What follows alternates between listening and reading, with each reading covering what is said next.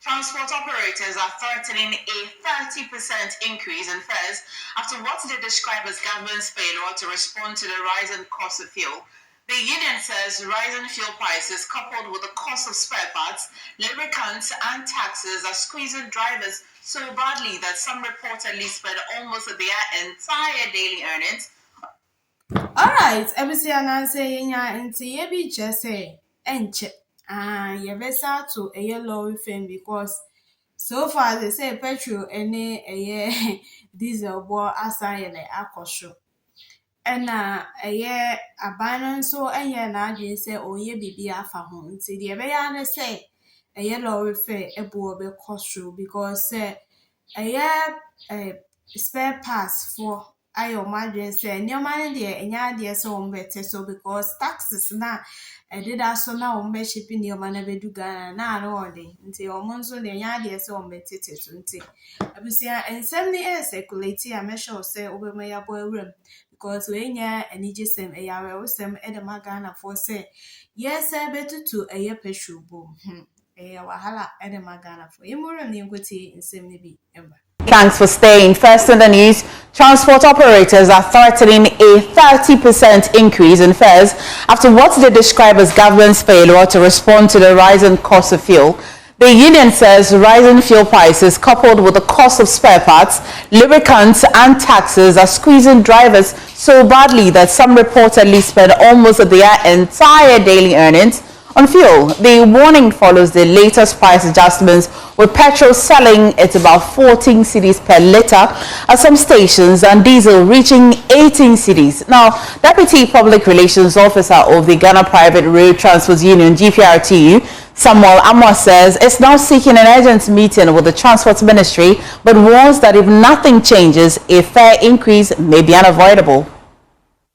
From where the fuel price is right now is something that is disturbing the transport sector very, very well. You know that this work that we are doing, anytime the fuel prices will go up, then the drivers will also, be going through a whole lot of hardship because at the close of the day, you use all your money to go and buy fuel and you not earn anything to take home. So where the fuel price is now, it's not helping at all. It's not helping at all. The driving sector is not happy about the current prices that we are seeing. Last week, we were proposing that the government should do something about the petroleum products. We don't normally rely on only petroleum products. We also consider the spare parts, the lubricant, and the taxes. As for the spare parts, we have been talking about it. The dealers don't want to reduce it, so we are not even talking about it again. But with the fuel prices, they gave us a promise that they will make sure that it will go down, and this is what we are seeing now. So last week we came out with a proposal that we are giving the government 3 days ultimatum that they should, do something about the petroleum products. Else, we will also come up with 30% fare increment, of which the 3 weeks that we gave the government, ended last Saturday. So we are still waiting for them to do something as quick as they can. Else we cannot do anything than to also come up with an increment of fares. The 3 days that we gave the government, ended last Saturday. Today, as I'm speaking to you, we've not heard anything from them, but the leadership is moving to, see the transport ministries to find out from them what is really the problem. Well, to understand this, my colleague Jason there of the Joy News Research Desk joined me in studio. Now, Jason, what's the latest fuel prices? I've been telling them, but give me the real numbers and what's particularly has changed. Yeah, so MFA just today, GO also announced that their prices would have increased from starting Saturday, but just before the weekend, they had already increased their prices. And they had increased it to 14 cedis 40 pesos. And now, this Saturday to today, it's now 14 cedis 60 pesos. That's for fuel, that's for buying petrol. Okay. And diesel has also increased from 17 cedis 40 pesos when it was increased just last week, Thursday, thereabout. During the weekend, it increased again to 17 cedis 70 pesos. Now, GOA is not alone in this. Star Oil, also one of the leading OMCs in the market, also has increased from 14 cedis 10 pesos That is petrol, to 14 cedis, 40 pesos. And with the same with diesel. So we see that these two leading OMCs in the market have increased by at least this margin, 30 pesos. Okay. Now, 30 pesos may seem small, but then it's a huge deal because we're actually expecting them to change prices in their respective pricing windows. So what at all is driving this thing, and why are they increasing the prices? So we're expecting that they change it, but lower, or what? Dip it or increase it? Well, we expected the changes, but we didn't think it would be this much. We didn't expect it so soon. Okay. That's the thing, because we know what is driving this thing, but we know that they also change because of the price. They also change at the pricing windows. Yes. They've already changed at the previous pricing window, and then just between that, it has changed twice. And that is what has sparked the controversy between, or that is what is making GPRTU make all these kinds of complaints, because we are not expecting this kind of increases or changes, just and especially in short periods like that. But what have you been picking up are the reasons why what's the market responding to? So we know that obviously these are the two main reasons, right? The Middle East war, and upon now we know that war doesn't look to be ending just yet, right?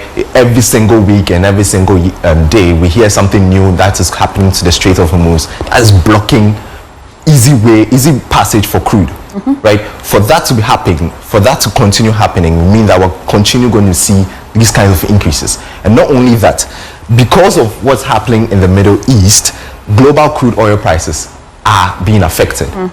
Just last week, they went up again above $100 per barrel. What that means is that once that keeps going up, what's going to happen to our own sales here is the prices here are still going to increase. Well, back here in Ghana, can TOR in any way play any role? Can the cruising gas, do they have the capacity? Well, MFI, it's difficult to say, but then yes, to refine oil in Ghana here will help us a long way, because we know that if we can produce our own thing, it means we're not going to be dependent on imports. And the only reason these reasons are affecting us is because we don't have the capacity to produce here. Okay. So it's going to depend on TOR's capacity build-up. Right now we hear that they are being fed crude to be able to refine it. We heard just about last week that they received 1 million barrels. Promise has been delivered, for refining. That is a good sign. With time, it could help. But what we also know is that it has to be consistent. It just doesn't have to be just once for us to just say that we're doing something proper. It has to continue. The crude should go to TOR to produce, and they have to continue year on year before we can actually feel the effect. Jason, you're amazing, and I noticed the new haircut. Have a good one today. Right, also joining us is Executive Director of the Chamber of Petroleum Consumers, Duncan Amwa.